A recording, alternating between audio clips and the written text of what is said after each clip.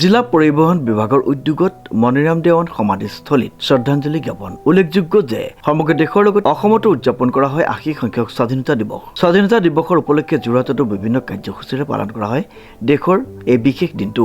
ইয়াৰ অংশ হিচাপে যোৰহাট জিলা প্ৰশাসনৰ উদ্যোগত আৰু জিলা পৰিবহন বিভাগৰ সহযোগত চিনামৰাস্থিত অসমৰ প্ৰথমগৰাকী স্বাধীনতা সংগ্ৰামী শ্বহীদ মনিৰাম দেৱানৰ সমাধিস্থলীত শ্ৰদ্ধাঞ্জলি জ্ঞাপন কৰা হয়। আজি এই পবিত্ৰ দিনত আজি ৮০ সংখ্যক স্বাধীনতা দিৱস।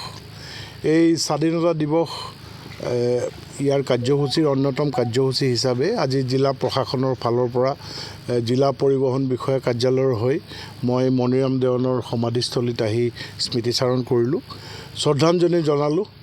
আৰু যিসকল ব্যক্তিয়ে মনিৰাম দেৱানৰ লগতে যিসকল শ্বহীদে স্বাধীনতাৰ কাৰণে প্ৰাণ আহুতি দিলে, মই সকলোকে সোঁৱৰিছোঁ আৰু তেখেতলোকৰ আত্মাৰ সদ্গতিৰ কাৰণে কামনা কৰিছোঁ। আৰু অনাগত দিনত এখন সমৃদ্ধিশালী ভাৰতবৰ্ষ মই কামনা কৰিছোঁ। আৰু এটা বিশেষ কাৰ্যসূচী আমাৰ অসম চেম্বাৰ্ছ অফ কমাৰ্চে ইতিমধ্যে তেওঁ সমাধিস্থলীটো ইয়াত বনাইছিলে, কিন্তু যথেষ্ট দিন হ'ল, ইয়াৰ পৰিৱেশ যথেষ্ট এতিয়া আগতকৈ অকণমান ডেটৰেট হৈছে। গতিকে আমি তেখেতলোক আছে আমাৰ লগত, আমি আজিৰ দিনতেই এটা সিদ্ধান্ত গ্ৰহণ কৰিছোঁ যে আমি খুব সোনকালে আমি যোৰহাটৰ সমূহ ৰাইজৰ লগত লৈ আমাৰ জিলা প্ৰশাসন তথা আমাৰ জিলা পৰিবহণ বিভাগ আৰু আমাৰ অসম চেম্বাৰ্ছ অফ কমাৰ্চৰ ফালৰ পৰা এইটো আমি পুনৰ্নিৰ্মিত কৰিম বুলি আমি এটা কাৰ্যসূচী হাতত লৈছোঁ। আমাৰ অসম চেম্বাৰ্ছৰ কমাৰ্চৰ বিষয়ববীয়া আছে, তেখেতলোকে দুআষাৰ আপোনালোকৰ আগত কওঁ। যোৰহাট জিলা পৰিবহণ বিষয়া ধনঞ্জয় শইকীয়াৰ নেতৃত্বত জিলা পৰিবহণ বিষয়াৰ কাৰ্যালয়ৰ বিষয়া কৰ্মচাৰীসকলে মনিৰাম দেৱানৰ সমাধিস্থলীত উপস্থিত হৈ পুষ্পাঞ্জলি অৰ্পণ কৰি মহান স্বাধীনতা সংগ্ৰামীগৰাকীক স্মৰণ কৰে। আমি আচলতে 2018 চনৰ পৰা অসম চেম্বাৰ্ছ অফ কমাৰ্চে যোৰহাট জিলাই মনিৰাম দেৱানৰ সমাধিক্ষেত্ৰ বিচাৰি উলিয়াই আমি এইটো পুনৰ নিৰ্মাণ কৰিছিলোঁ। 2018 পৰা আহি এতিয়া 2026 হ'ল আৰু এতিয়া সম্পূৰ্ণ এটা বেলেগ পৰিৱেশ হৈছে। সেই সময়ত যিটো আমি বনাইছিলোঁ সেই সময়ৰ পৰিৱেশটোৰ লগত খাপ খাইছিল, কিন্তু এতিয়া যিটো পৰিৱেশ হৈছে সেইটো পৰিৱেশত এইটো অকণমান নিম্নমানৰ নিচিনা দেখা গৈছে। সেইকাৰণে আজি আমাৰ জিলা পৰিবহণ বিষয়া ধনঞ্জয় ছাৰ আহিছিল আৰু আমাৰ লগত সহযোগ কৰিছে।